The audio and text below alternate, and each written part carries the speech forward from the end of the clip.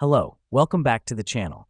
Today we're diving straight into how to create drop-down menus in Monday.com, your complete guide for 2025. First off, you'll want to log into your Monday.com account and head over to your chosen board.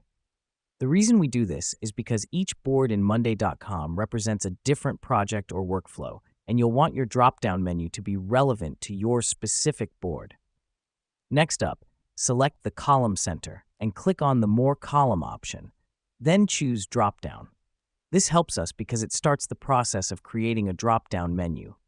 It's a simple click away to customize this column to suit your needs.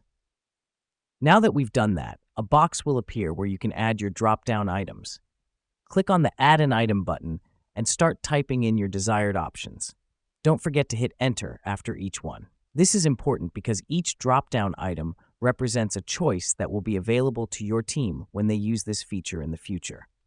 Once you've added all your items, click Done. The reason we do this is to save our drop-down options and finalize our menu. You'll now see your shiny new drop-down menu in your board's column. Remember, you can always click on the column title and select Column Settings to edit or add to your drop-down items anytime. Here's what's happening behind the scenes. Each time a team member selects an option from the drop-down menu, it's going to help streamline workflows and make project management easier. And there you have it. You've just created a drop-down menu in Monday.com. It's as easy as that. A few simple steps to simplify teamwork and project management. That's all for today. As always, keep exploring and making the most out of Monday.com. Until next time, happy organizing.